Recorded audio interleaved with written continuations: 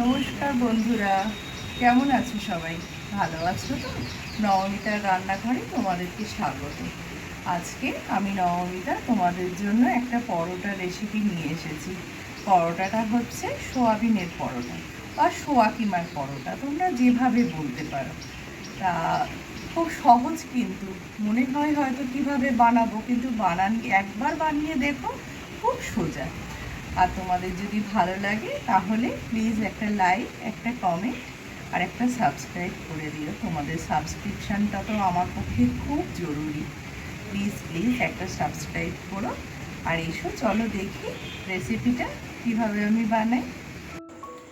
আজকে বানাবো হচ্ছে সোয়াবিনের পরোটা। তার জন্য আমার কি কি ইনগ্রিডিয়েন্টস লাগছে তোমাদেরকে একটু বলে নিই।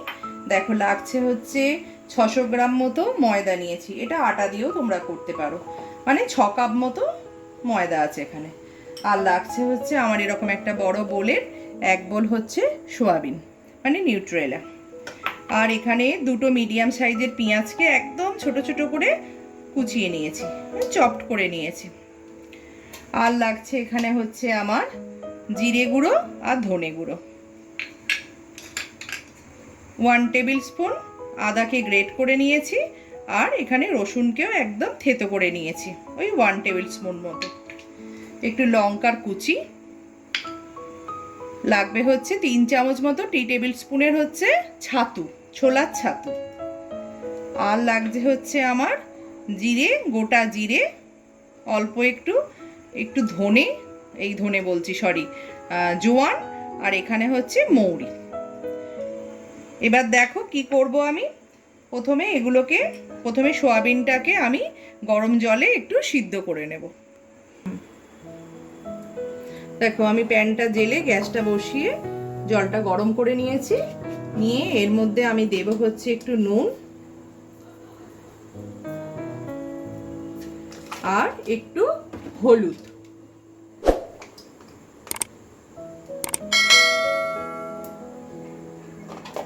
দিয়ে জলটা আমার গরম হয়ে গেছে, এর মধ্যে আমি সয়া চাংগুলো দিয়ে দেব।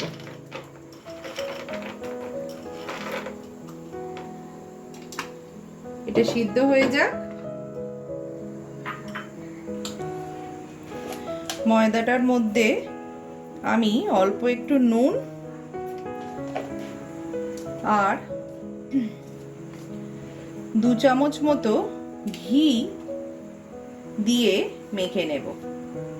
তোমরা সাদা তেলও দিতে পারো, কিন্তু ঘি দিলে কি হয় জানো তো, একটু টেস্টটা ভালো আসে, প্লাস তোমার ভালো একটু ক্রিস্পিও হয়। তাই ভালো করে আগে এটাকে মিশিয়ে নেব। জলটা কিন্তু এখন দেব না।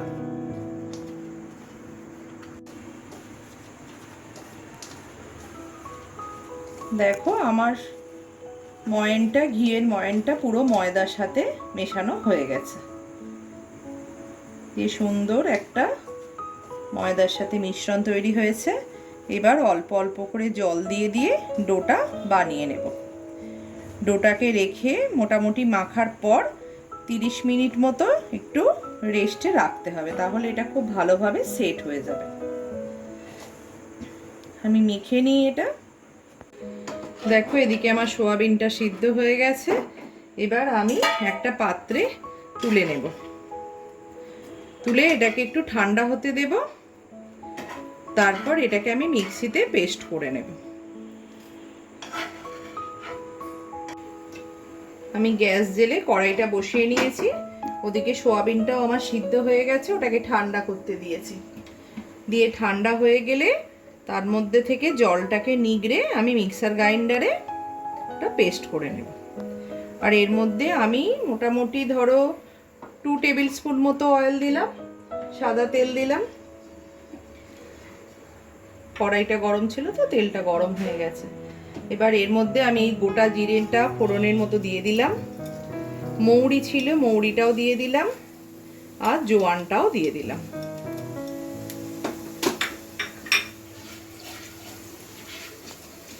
একটু হালকা ভাজা হবে। তারপর এর মধ্যে দেব হচ্ছে আমি গ্রেট করা পেঁয়াজটা। হালকা একটা গন্ধ আসছে, এবার পেঁয়াজটা দিয়ে দেব।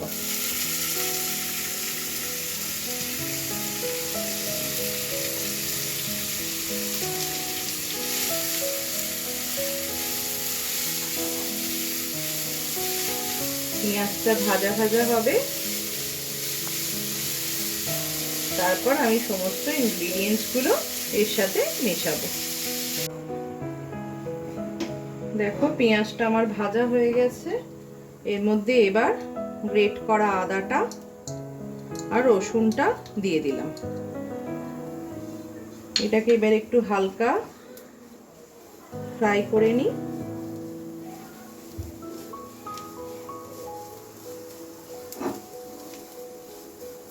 কাঁচা লঙ্কাটা দিয়ে দিলাম।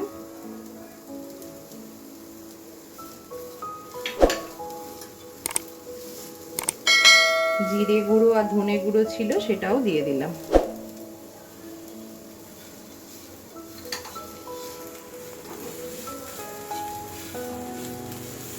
এবার দেব এর মধ্যে সোয়াবিনের পেস্টটা। সোয়াবিনটাকে ভালো করে নিগড়িয়ে নিয়েছি হাতে করে, নিয়ে তারপরে তোমার মিক্সার গ্রাইন্ডারে আমি পেস্ট করে নিয়েছি।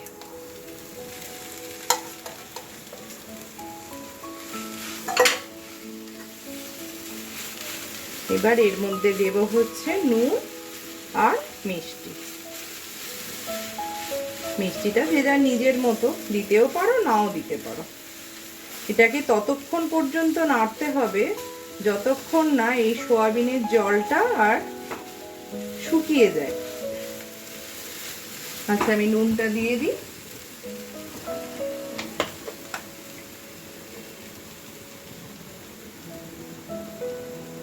নুন কিন্তু খুব বেশি লাগবে না, কারণ সোয়াবিন সিদ্ধ করার সময় আমি নুন দিয়েছিলাম।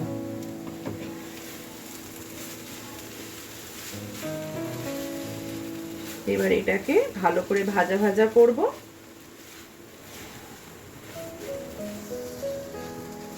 তোমরা ইচ্ছা করলে এর মধ্যে অনেক কিছু মশলা অ্যাড করতে পারো। যেমন ধরো তোমাদের ঘরে যদি ম্যাগি মশলা থাকে সেটা অ্যাড করতে পারো, যদি ভাজা মশলা থাকে সেটাও অ্যাড করতে পারো। আমি আজকে কোনো কিছুই মশলা দিচ্ছি না, প্লেনই বানাবো। সোয়াবিনের জলটা মোটামুটি শুকিয়ে এসছে। এবার এর মধ্যে আমি অ্যাড করে দেবো ছাতুটা। ছাতুটা কি হবে, যে জলটা থাকবে সেটাকে, বাড়তি জলটাকে না টেনে নেবে, আর এই পুরটার সাথে ভালো বাইন্ডিংও তৈরি হয়ে যাবে পুরটার। দিয়ে এটা মিশিয়ে নেব।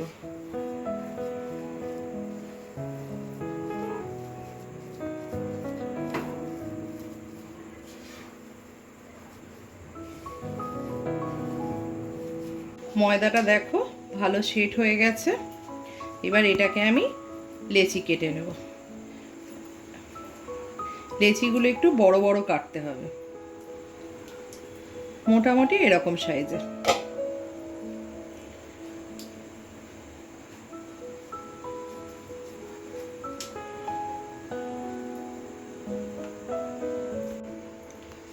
দেখো লেচি কেটে নেবার পর এবার ভেতরে আমি পুরটাকে ভরে দেব।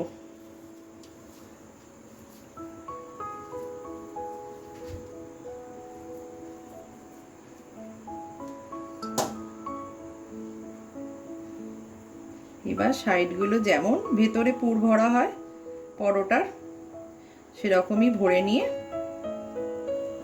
জাস্ট মুখটাকে বন্ধ করে দেব। দিয়ে আমি বাকি লেচিগুলোরও ভেতরে পুরটা ভরে নিই। এইভাবে পাতলা করে সাইডটা থেকে, তারপর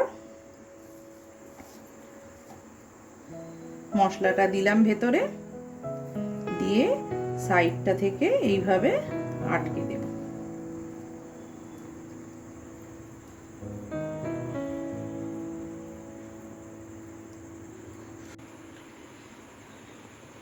দেখো এবার বেলতে হবে। আগে হাত দিয়ে ভেতরে পুরটাকে একটু স্প্রেড করে নেব।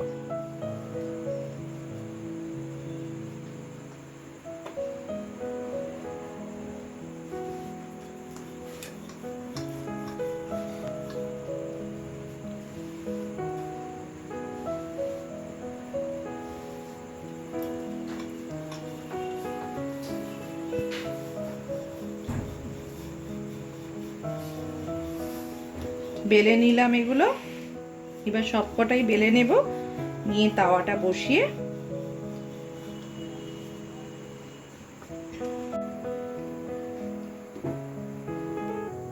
তাওয়া বসিয়ে গরম করে নিয়েছি।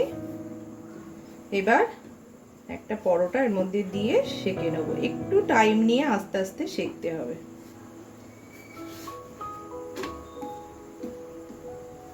দুপাশটা যখন এরকম সেঁকা হয়ে যাবে, তারপর এর মধ্যে ঘি বা তেল যে কোনো কিছু দিয়ে ব্রাশ করে হালকা ভেজে নেব।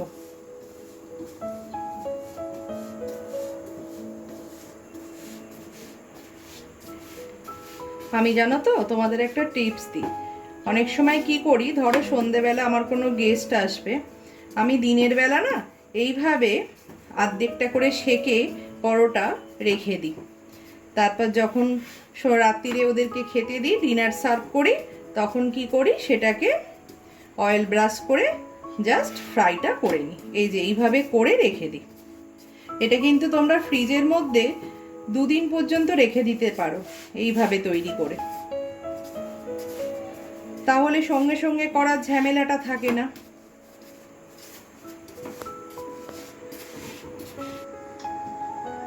এবার এর উপরে একটু ঘি বুলিয়ে দিলাম।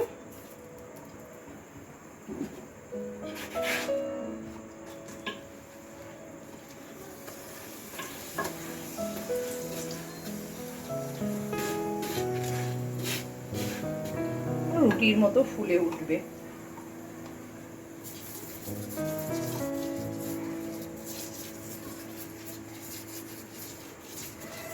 তোমরা ইচ্ছে করলে এর মধ্যে পেঁয়াজ কিন্তু নাও দিতে পারো, তাহলে উপোসের দিন খুব সহজেই তোমরা এই পরোটাটা খেতে পারবে পেঁয়াজ রসুন না দিলে।